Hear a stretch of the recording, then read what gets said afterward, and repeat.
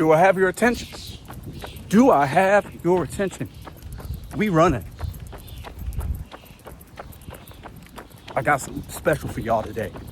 Let's go. Now that I got you engaged in the video, let's step into the office and talk about gig drivers suing gig companies and winning. All right, so let's go ahead and, get this car going. Put our seatbelt on.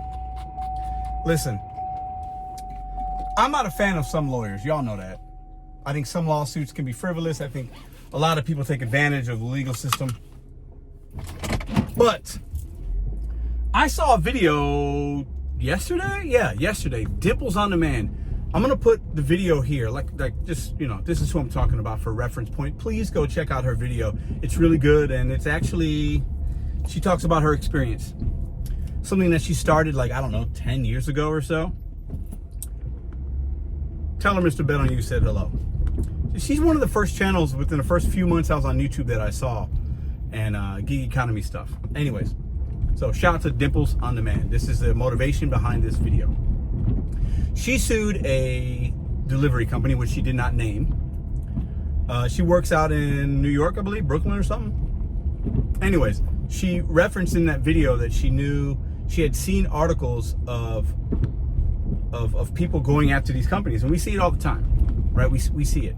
I'm gonna even put something I saw on Instagram. What's interesting in these algorithms and these social media, they're all intertwined. This came on my Instagram feed right here, talking about file a claim. You might get some money because of these gig companies back pay and blah blah blah. So I'll make another separate video about that. But I believe if you see this clip I'm putting in here, you can do your own research. I'm gonna do mine, so that will be a video later coming if I decide to proceed. So basically, she won a lawsuit. She won money. She didn't say how much, but we know it's at least $5,000 because in the video she references their counters. The company came back, the gig company came back, the delivery company came back and said, we'll give you 5 G's, and they said, no, we're good, we're gonna counter that, and she won. So she got more than 5 G's. Listen, I made a video a couple of weeks ago talking about, should we be suing DoorDash? Is this gonna continue? It's gonna continue to be a trend. People are tired of these gig companies because we built these companies. Well, pause, reflect, breathe, relax, Pedro. We didn't build them. Somebody else built them. We made them what they are. We have put so much money in the pockets of these billionaires and these investors and venture capitalists and these CEOs. We've done that. And why we barely put money in our own pocket. Barely. The average gig worker can barely survive, especially in today's economy. So the way that they talk about stealing tips and hiding tips, she got paid basically because there was a guaranteed $12 an hour or so in this particular app. And the customer said that they tipped 20 or 25 bucks or whatever, and she didn't get any of that. She just got the 12 bucks, and she's like, that doesn't seem fair. That doesn't seem accurate, right? Where's the money? Why are they playing these games? And I've been saying it, excuse me, delivered, they stealing money, period. They're not being upfront. They're not being honest. They're not. And they could say whatever they want in the verbiage of how they calculate the money and the tip pool, which doesn't exist. There's too many $20 orders of orders that they're telling you the customer tipped 10 bucks. Bull. Either there's no tip or there's a much significant higher tip, because not everybody's tipping 10 bucks. When I see subtotals of 80, 300, 500 in every order I see, just about, not all, but 80% of them are $20. So they're lining their own pockets. That's my opinion. The money's funny, but those kind of companies are so small, lawyers and people aren't going after them because there's nothing to gain. They're going to go after DoorDash and Uber. And I'll tell you what, I'm going to look into this claim and I'm going to see, because I'm not somebody that's for just suing everybody all the time, whatever. We got to go out and make our own. I do believe that, but two things, like I say, can exist at the same time. Two things can be true at the same time. These companies got to be held accountable, because basically what they do is they lie, steal, and cheat us, and they're never held accountable, because the money that they have to pay out is money that they stole from us anyway. And all they're going to do, and all they've done history shows us they just lower the base pay. You know what? Uber and DoorDash and these companies say, you know what? The drivers don't need $3 in base pay. You know what?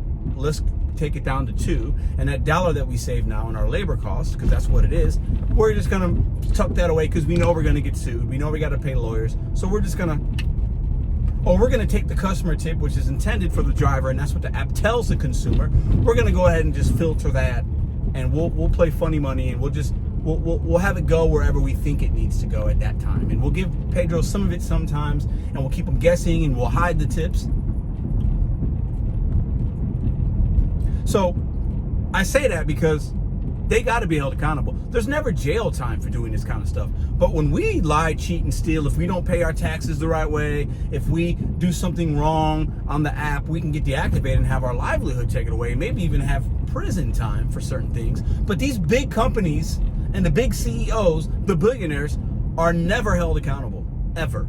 The insurance companies never held accountable for not paying out a claim, dropping you when you get in an accident. We just had tornadoes.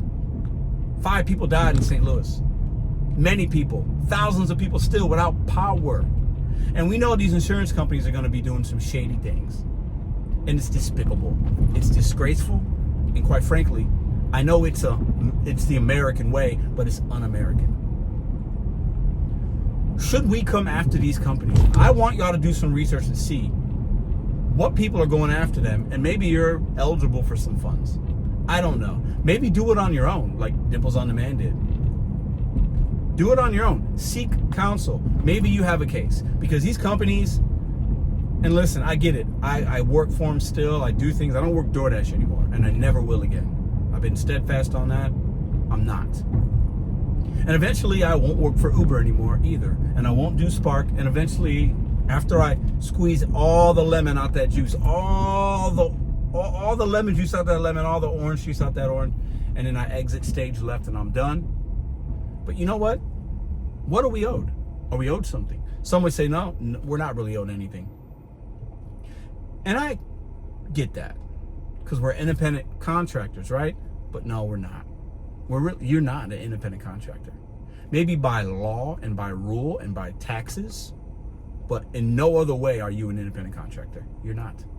And I've changed my stance on that. The more that I learn, I've changed my stance on it, because we're not independent. We're not employees. We're not independent. We're this hybrid. And there are days we're independent, and we might feel that, and there's strength and power and value and love in that. However, there's a lot of days I bet you feel like an employee. I bet you feel like Uber's telling me I got to pick up pets. Excuse me, Uber, read between the lines. I don't have to do that. I don't care what the ADA says, what federal law there is. I don't have to do that. You can't make me. So, and deliver that. Stop playing with the money. Stop telling me they tipped $10 when I know that they did not. When I can see receipts. When I can see receipts that tell me otherwise. But y'all ain't big enough for anybody to care. But if you do get big enough, beware. Because these companies are all doing some funny things. And a lot of them do. Retail companies, insurance companies. I can go on and on and on. And I'm not the guy that's going to, have a sign and picket the streets and with a blowhorn in my hand. And I'm not that guy. I know some of y'all want me to be. And maybe, because people can change. Maybe one day I'm that dude. I don't know. I got other things that I'm trying to be champions for in my own personal life and my family. But maybe one day God will lead me in that direction. I'll be that person. Maybe. But fight for what's yours. Because these companies are really crappy sometimes. And the fact that they can take your money and all they got to do is pay fines and back pay for the money they already stole out of the consumers' pockets, our pockets. The inflated pricing, the manipulation, the games, the scare tactics. The fact that they are not in prison for doing it is crazy. And this isn't some left-wing, right-wing, CEOs are horrible. Not all, but many are. And not enough of them here are held accountable. They're just not. Our boy Elon Musk, not held accountable. He is a scummy individual, and he should be in prison. But that's a whole nother video. Y'all ain't here for that. At the end of the day, shout out to Dimples on Demand for standing up for herself. It took 10 years, it looked like 9-10 years before she even saw a payout. But sometimes good things take time, and the truth will always come out. The truth will always come out. The truth will always come out. And the gig economy is going to continue to grow on our backs with our gas and our wheels. So I guess what I'm saying is they got a lot of money. Don't let them fool you. They got power, influence, money. Take some of that back, because they built the app with software, and the nerdy guys, the tech guys, they built it. They had an idea. Appreciate it. You've made millions of drivers extra side money and a few $100,000 full-time income, I'm sure. I'm grateful for it. I'm not ungrateful. I'm saying that with sincerity. However, that doesn't exclude you, that does not exempt you from being held accountable. So, y'all want to mess with our pocketbooks? I think there's some people out there that are going to start messing with y'all's, and we're going to start seeing more and more of it. My question, and I'll end with this, are you going to be a part of that? Do you agree with that? Would you cash a $5,000 check? Why or why not?